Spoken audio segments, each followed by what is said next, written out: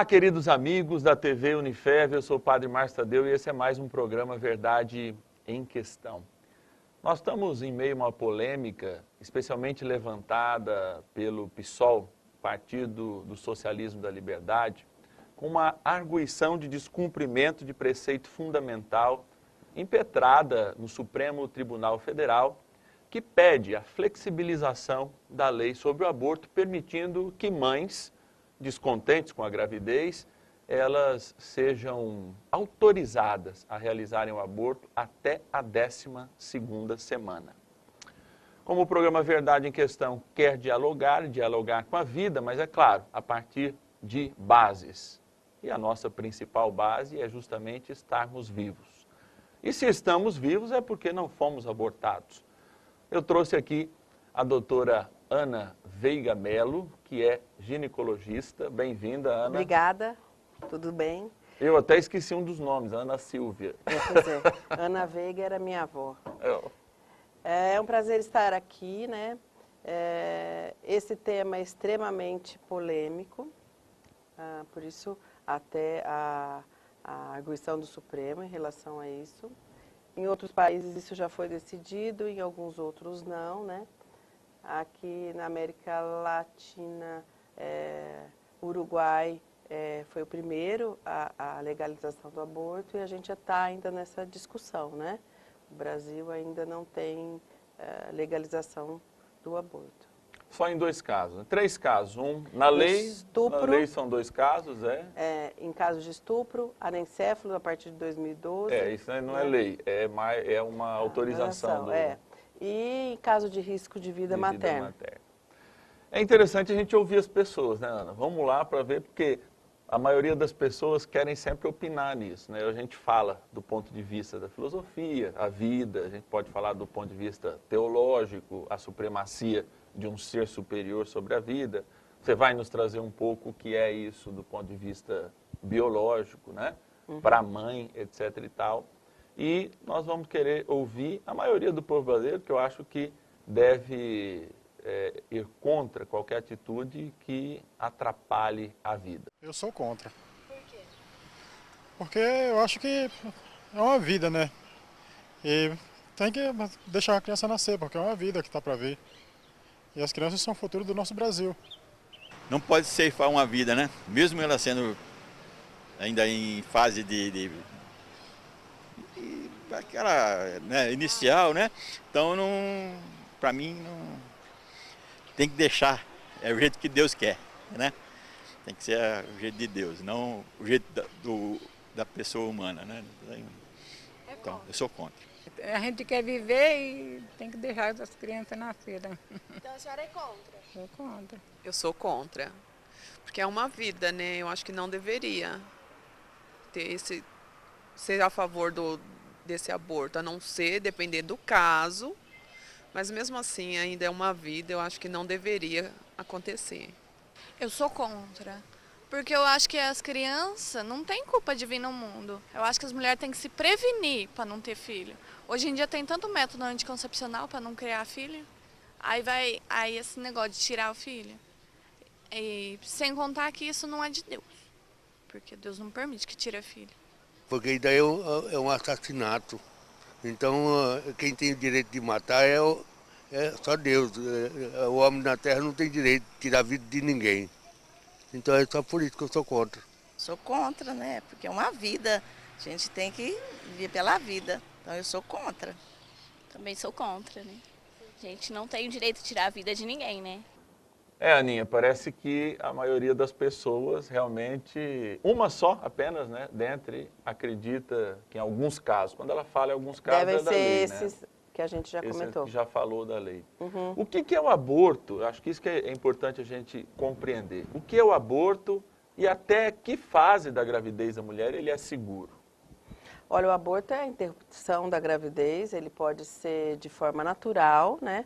Que acontece, por né? um problema estatisticamente da natural acontece em quantos Em 20% das primigestas dos primeiros filhos acontecem. Pode ser por um problema da mãe, pode ser por uma malformação do feto, né, do embrião no caso. Mas realmente traz muita tristeza, né? E o que a gente está dizendo é que o aborto não pode, a questão é esse aborto que não tem problema, né? Que é uma gravidez tranquila e sem problemas. Uma paciente nunca pode fazer isso como, olha, engravidei e aborto. Aí engravidei de novo e aborto. Então é isso que a gente não quer, que essa legalização acabe acontecendo, a pessoa achar que isso é uma coisa corriqueira, que pode ser feita. Né? O aborto, então, como você perguntou, é uma interrupção de uma vida que está começando. Seja por via natural, que acontece, que isso seja uma patologia, ou seja por uma vontade da mãe. Inclusive, né? Notando um pouco, por exemplo, as arguições, né? Os levantamentos de ginecologistas, eu me lembro um até da Federal do Rio, da Federal Fluminense, nesse dia, né, que aconteceu no dia 3 e no dia 6 de agosto, último, né? Sim, então, arguição pública.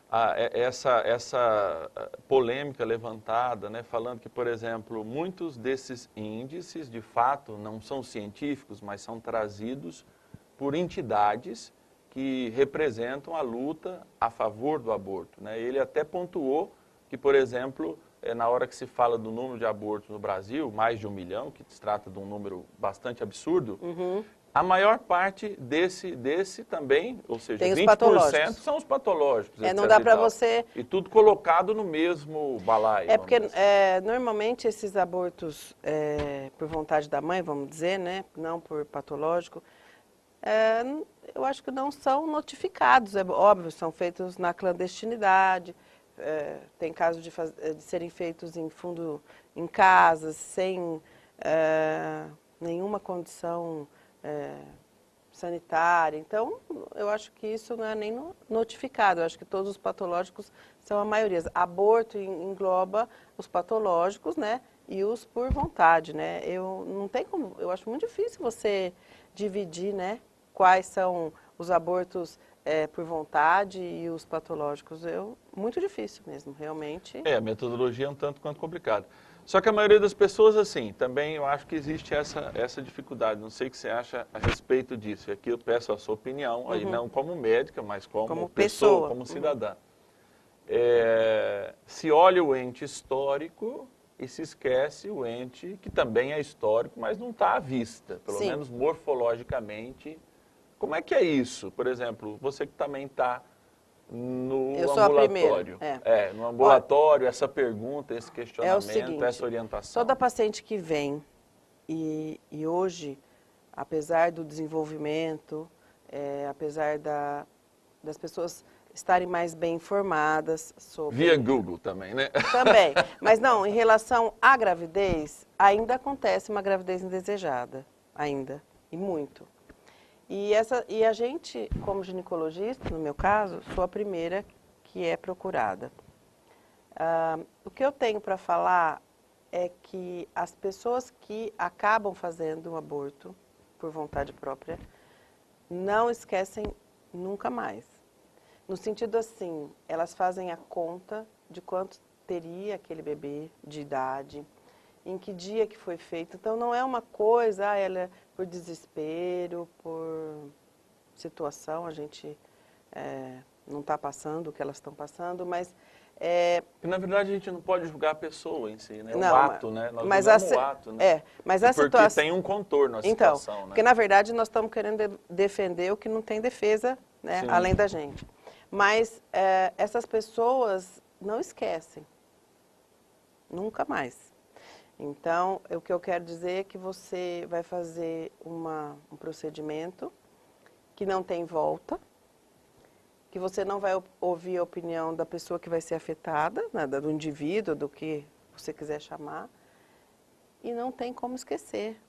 Então, as pessoas acabam, de idade, elas falam, olha, eu fiz um aborto e ele teria 30 anos. É incrível. Não, eu vejo a minha experiência, não é clínica, mas é de confissão.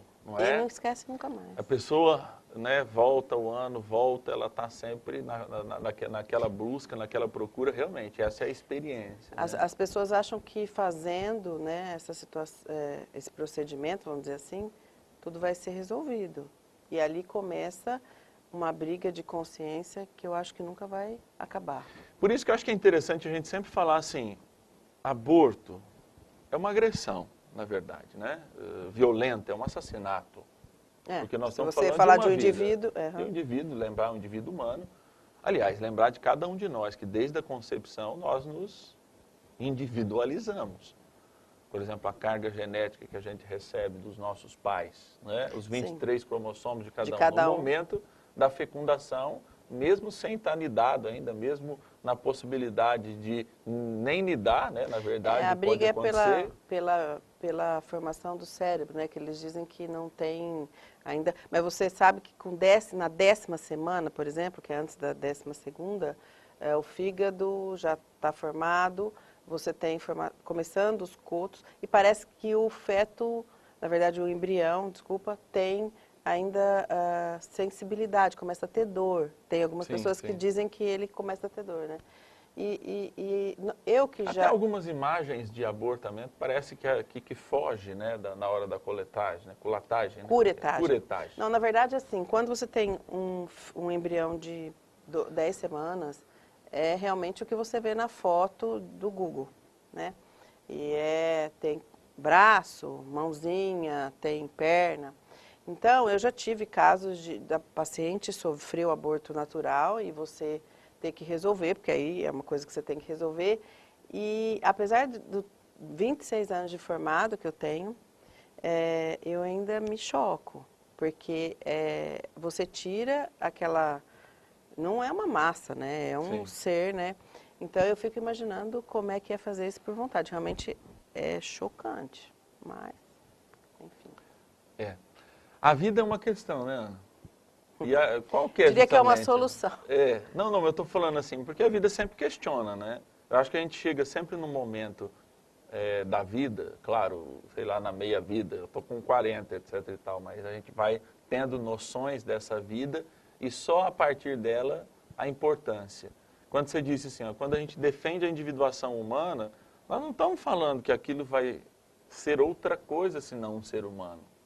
Sim, mas eu diria que isso se chama amadurecimento da... A fase embrionária a gente parece, todo mundo parece, todo mamífero se parece. Sim, mas com 12 semanas, que é o limite... Que se pede, se argui, né? Quanto mais você vai para frente, mais risco de você ter complicações maternas, né? Porque o útero está grande e tal. Você tem o tamanho do feto que é humano. Né? Por exemplo, se ele tem 10 centímetros, todos os fetos humanos têm 10 centímetros, não tem a metragem, mas com 12 semanas. É diferente de um feto de vaca, né? Que tem... Então, com 12 semanas, ele é humano, não tenho dúvida, né? Que ele é um ser humano. Mas o que nós estamos dizendo é que o começo dessa vida começou há 3, 4 meses antes. Né? Só você chega com 12 semanas se você começar no primeiro dia. No primeiro dia. Não há como você botar um feto, embrião, desculpa, com 12 semanas num útero pronto. Ele tem que começar do zero. Né? Por isso que a gente pode defendê-lo com 4, com 5, com 6, com 12, com 14. E com um dia, a partir da percepção da própria gravidez. Né? É interessante quando a gente fala do ponto de vista religioso que inúmeras religiões, por exemplo, tem um livro do professor Goldin, que é catedrático lá da PUC do Rio Grande do Sul, e ele coloca as bioética e espiritualidade. Ele levanta, né, desde os ciganos, etc e tal, hinduísmo, porque existe o hindu, exatamente, né? Porque o hinduísmo, por exemplo, o abortamento pode acontecer no 8º mês, né? Porque eles só acreditam na vida no sopro, depois da primeira respiração. E, aliás, é a tese também, né? Porque você deve atestar muito, só tem direito à herança se é nativivo, né? Isso é nativivo se... Então, é interessante como o Estado, ele tem um aparato, e a gente vai falar um pouco disso depois, vai explicar, até acho que é importante para as pessoas, né? Essa questão da arguição, porque essa arguição, o que ela pede? Ela pede que a lei continue do jeito que está, mas não seja criminalizada. Se a gente pegar, sei lá, no Supremo, ou se a gente pegar nas inúmeras varas que existem aí de justiça no Brasil, nós nunca vimos nenhuma mulher condenada pelo aborto. Só que o aborto tem um outro problema, o abortamento tem um outro problema. A criança, ela também tem pai. Sim. Não é? Eu já acompanhei casos de consultoria ad hoc, judicial, num caso que foi inclusive em Sorocaba, por indicação, enfim, da própria OAB de Sorocaba, em que o pai processava a mãe criminalmente por ter feito sem consultá-lo. Ele tem metade, né? Exatamente. Primeiro, acho que não tem metade, né? Porque isso a gente não pode, não tem jeito mais de separar os genes, né? Mas não ele tem direito. Separar, tem direitos sobre também aquele embrião, aquele feto, enfim, aquela criança. Aliás, isso faz a gente até discutir a questão da propriedade biológica de cada um de nós, né? Mas isso a gente vai conversar no próximo bloco. A gente vai dar um pequeno break. Eu quero agradecer a Ana Silvia pela presença. E eu sei que vai ser muito enriquecedor você continuar nos assistindo aqui na TV Unifev, falando desse tema tão controverso que é o aborto. Voltamos já já.